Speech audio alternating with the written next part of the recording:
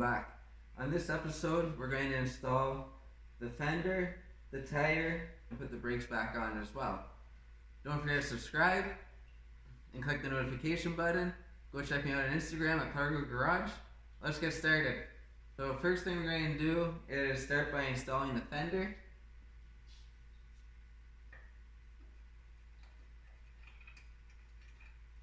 I'm going to take the bolts out and put them with where they go. And then I'm going to never seize them before I go to install them.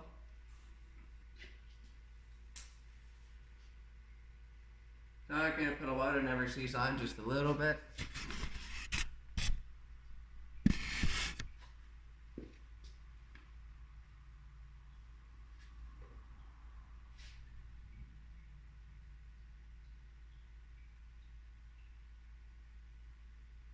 I do try to keep my bolts so they come out of the same hole every time. This way, if there's ever any issues with the threads or anything, I'm not screwing up two threads or bolts and just the one.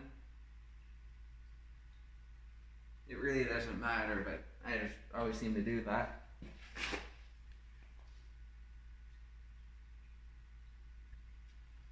Alright, so when we're putting the fender on, I find the easiest way to do it is to start with the two front bolts so it kind of holds it, because on the back we're going to have a bracket for the brakes. And then these wires, you won't have them, therefore I have a set of underglow lights on here. So they shine on the white walls really quite nicely. So just ignore those.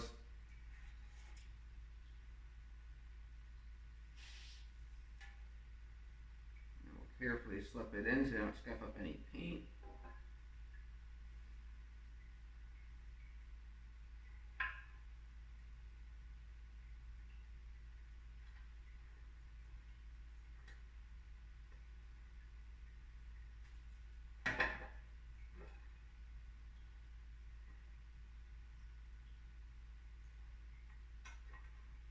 And they are a number 6 Allen key.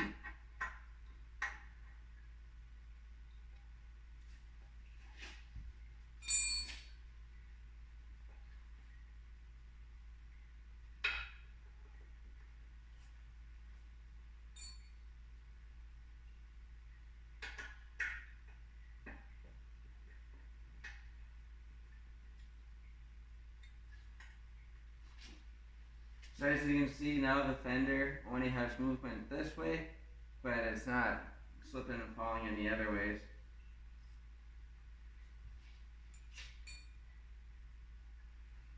I'm just going to temporarily put one of the back bolts in to keep it from wanting to fall down while I get my brake calipers ready.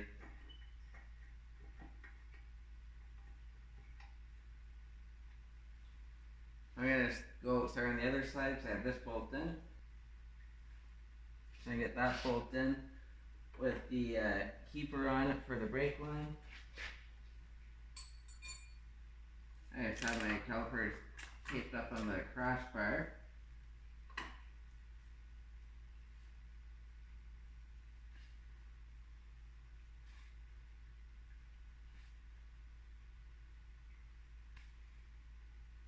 So these brackets here, they actually go between the fender and the fork.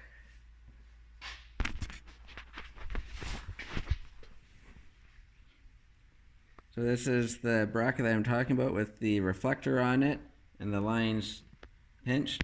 So it's actually going to go between the fender and the fork itself, and then we'll put the bolt through.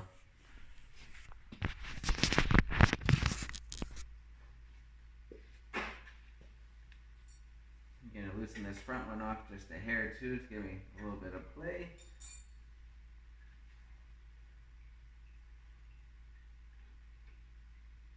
So just slip in nice and easy.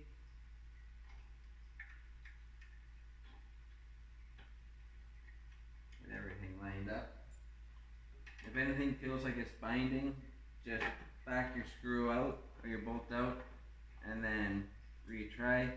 Just don't force anything.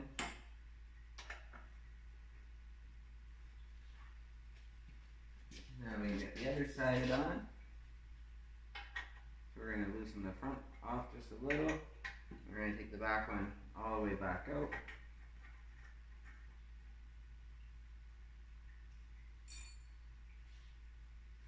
We'll get our caliper untaped.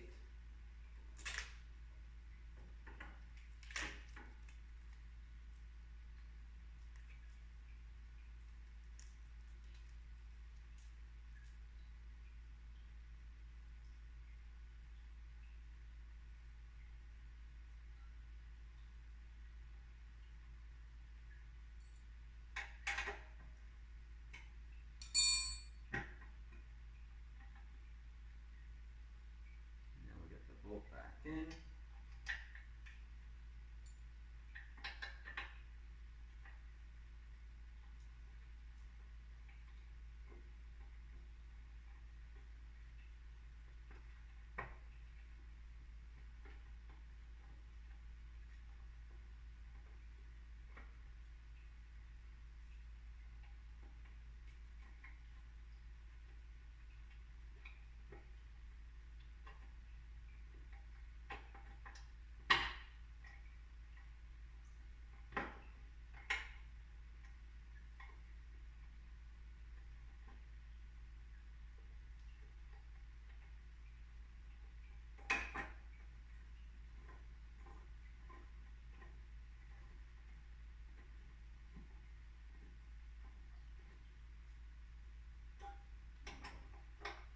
That's snug. And then we're going to grab our torque wrench and we're going to torque them down to 17 foot-pounds. Grab my calculator.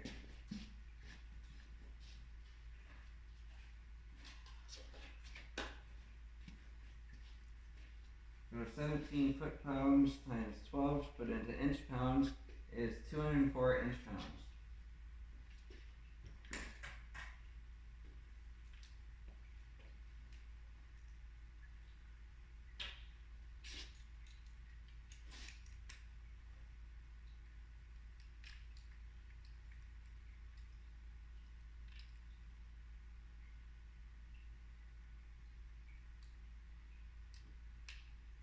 So I'm going to start at 110.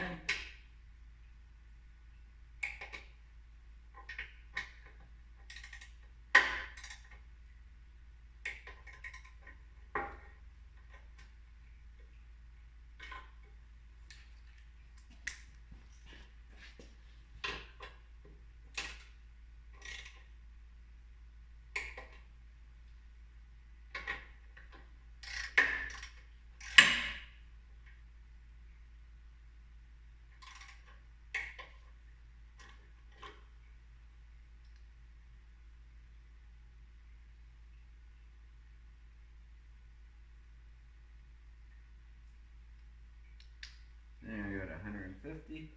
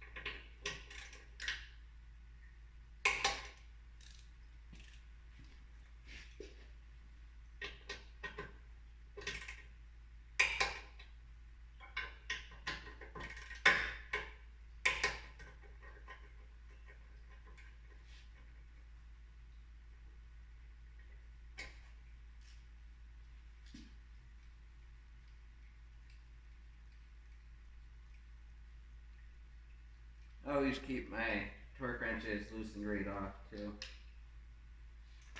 when I'm not using them. I'll just get my wires up out of the way for now, and I'll deal with those after. Alright, next step is getting the front wheel on. So there's a direction arrow on your wheels, so you want to make sure you have it pointing towards the front or the direction of rotation. So looking on here, the arrow is right there pointing that way. So if the wheel's spinning like this, because the ground's going behind you, so the front of your wheel's going forward, so it's pointing forward, so front of the bike's like that. That's how it's going to be oriented. I also kept my axle going through the same way, so I would know which way orientation was. This is kind of a little double checker. I've also taped everything on here. I have all my parts. I can take the tape off now.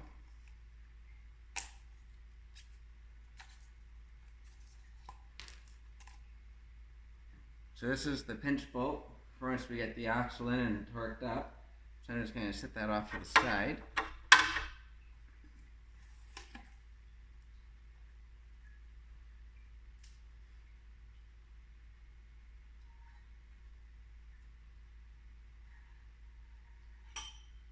And that's the axle. And I'm just going to put that down. I'm going to clean up a little bit of the grease off of the spacers. I'm going to put some fresh grease on everything to lubricate it as it goes through. Keeps it from rusting and just keeps lubrication everywhere. Putting the grease on makes it a little bit messier, but I think it's worth it just for that little bit of added protection.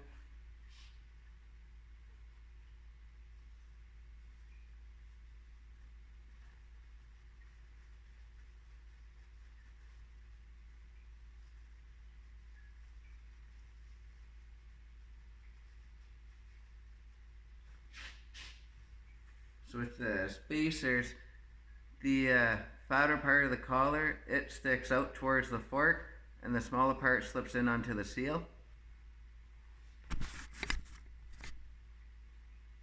We'll get these cleaned up.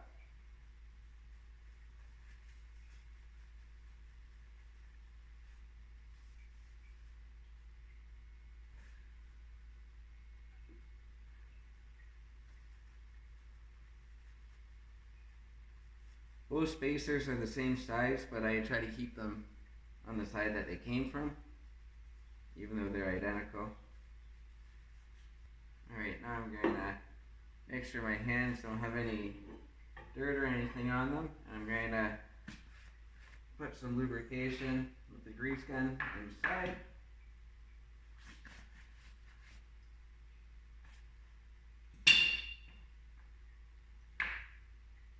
Just do a couple pumps on my finger, and I just kind of work it in a little bit.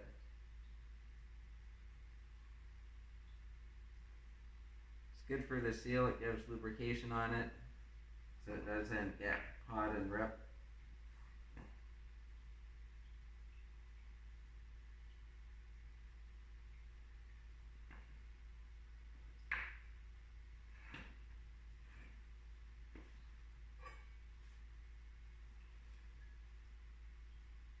So I just kind of work it in like so. A little bit messy, but it's worth it.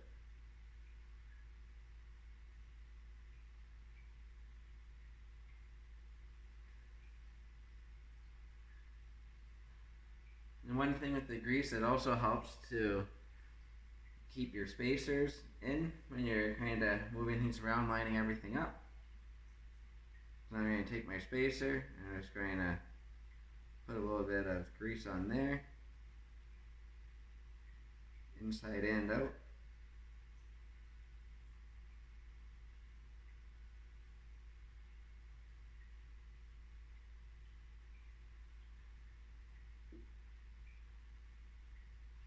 slip it in, and then same thing with the other side.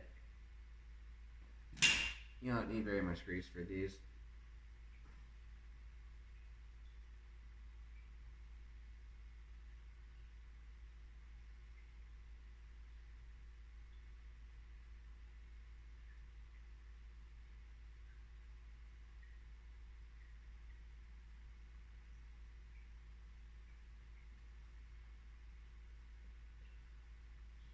And when I put them in, they just slip right in. They only go in so far and then that's it. Now we'll wipe some of the grease off our hands. Grab the axle. We're going to clean this up a bit too. Make sure there's no dirt or debris on it. And I'm going to lubricate this as well.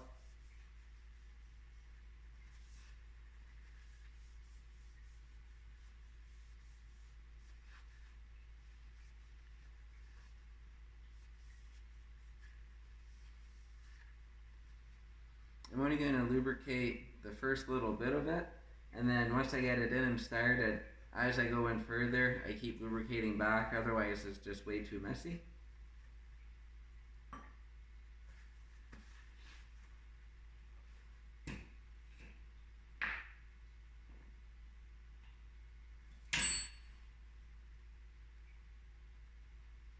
I'm using marine grease on this stuff. I usually use whatever grease I have kicking around, as long as it's not winter grease. But this is just what I have in this grease gun. My other grease gun has winter grease in it for the snow machine still. So I'm going to use this. It's a little bit better anyways with water and everything. It sticks a little better.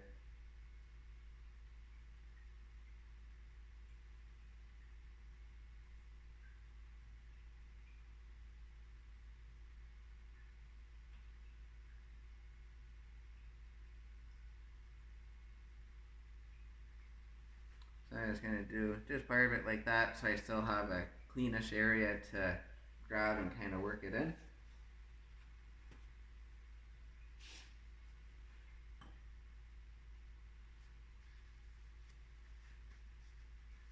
And now I'm going to lower the bike down close to the same height as this.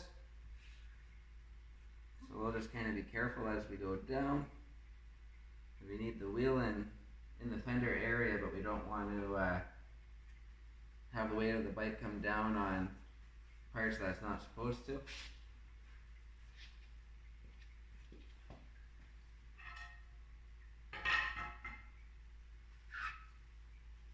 We gotta jack it up to release the safety.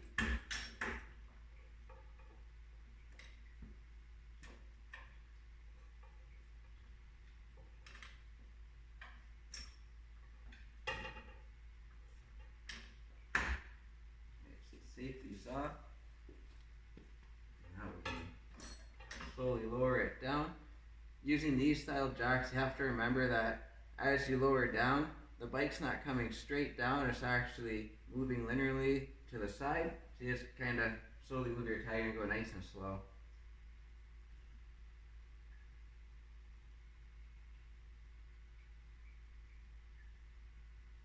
Then I'm going to readjust the bottom of the tire. I find that works the best. And then you're going to come down some more.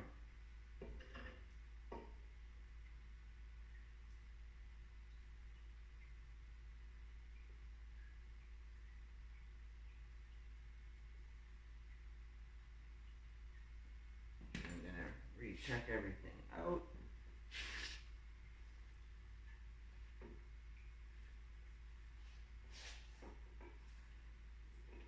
Things lined up a little better. And down some more.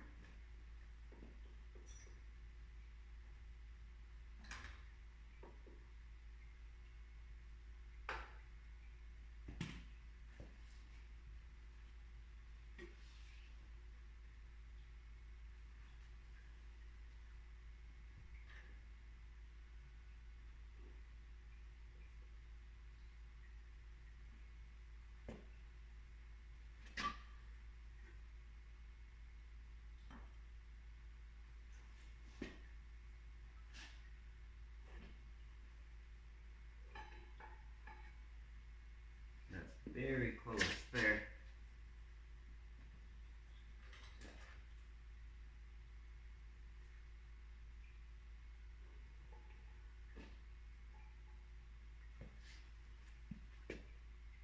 I'm actually just a hair too low, I think. So I'm just gonna go up just a little bit. And we're lined up pretty close with our spacers to where they should be. So now we can start to try to get the axle shaft in. I usually sit right in front of the bike and kind of manhandle. I'm going to try to stay off the side so I can show a little bit more. But I just take it in, it goes in from the right hand side, and you can tell that because on the left hand fork leg it's all threads in there and there's no place for a pinch bolt on it. And then on the right side, this hole right here, that's where our pinch bolt goes in to pinch and cinch it so the shaft can't come loose. We're just going to slowly work it in.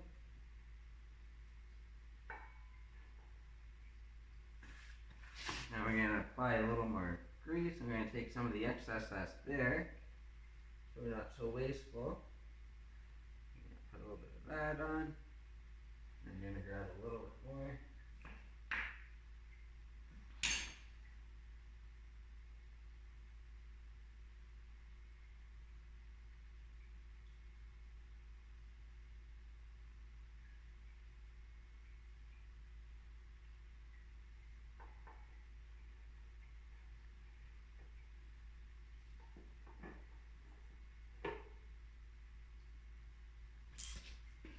I'm going to use a smaller one just so I can kind of feel it start.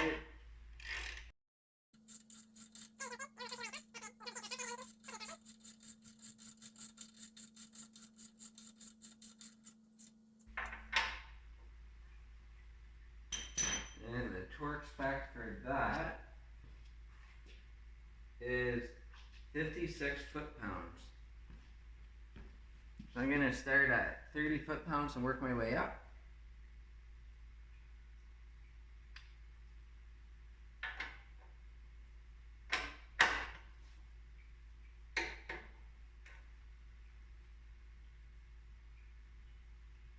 Now I'm going to go to 40.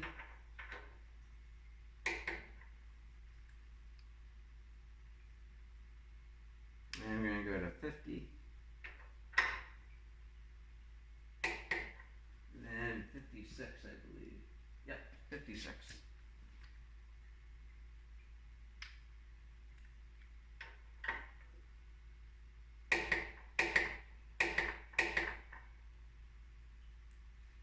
We'll loosen this off. And now our next step is to put the pinch bolt in. You can also see that the tip of the shaft is just slightly protruding past the fork, so we know we got full thread engagement. You can kind of see it just sticking past there. Alright, so now we'll put the pinch bolt in.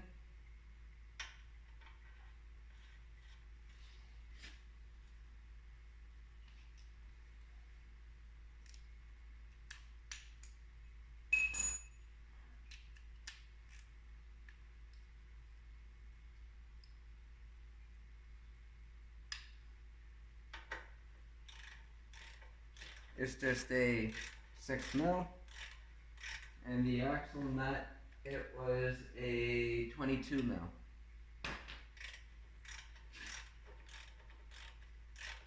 So the pinch bolt, it torques down to 14 foot-pounds. So you multiply by 12 to get it into inch-pounds. It works out to 168, so I'm going to go to 170 inch-pounds.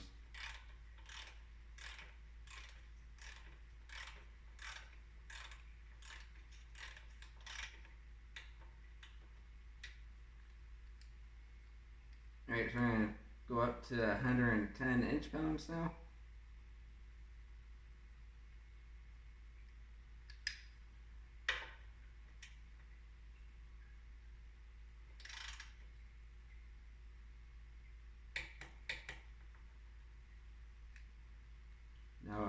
130.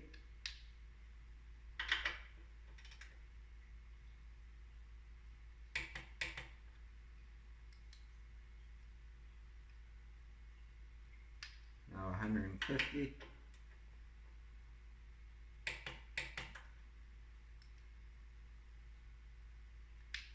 160.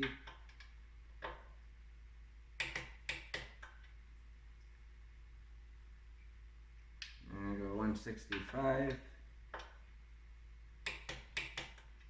And I'm going to go 170.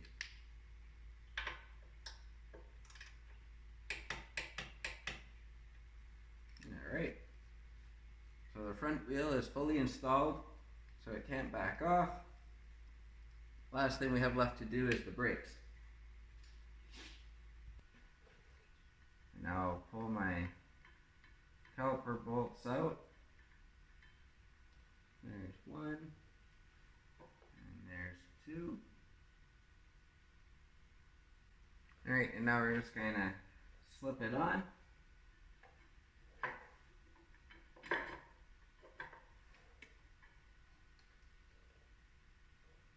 And we're going to slip the bolts back in. They still have quite a bit of never sees from the last time I had them off. So I'm just going to slip them on without never seizing them. So I like to get one in, and then I get the top one in.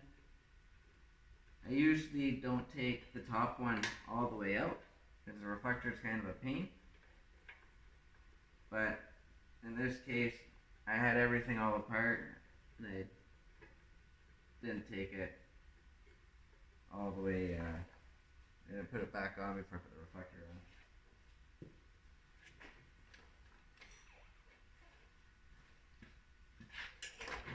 Then we're going to grab a 12 mil and we'll tighten them up.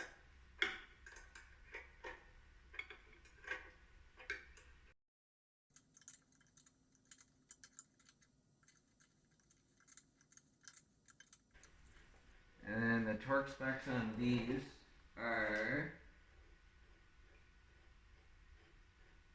29 foot-pounds.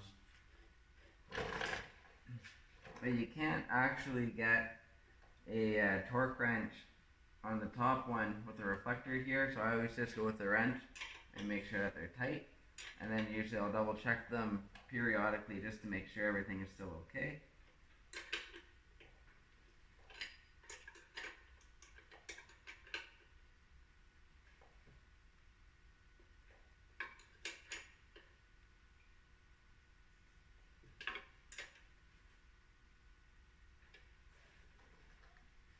Perfect. I still need to do the other side, but I'm not going to do that on camera because it's the exact same thing as this side.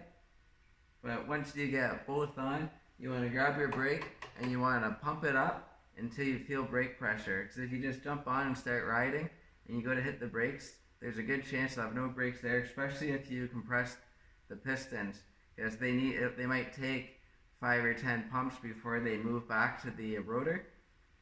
And one other thing you want to check too, when you're doing your brakes, you want to check for any excessive wear or tear on the rotors, because if there is, you'll have to change them eventually. So it's something to keep an eye on. So thanks for watching. Don't forget to subscribe and click the notification button. Check me out on Instagram at Clargo Garage. See you next time.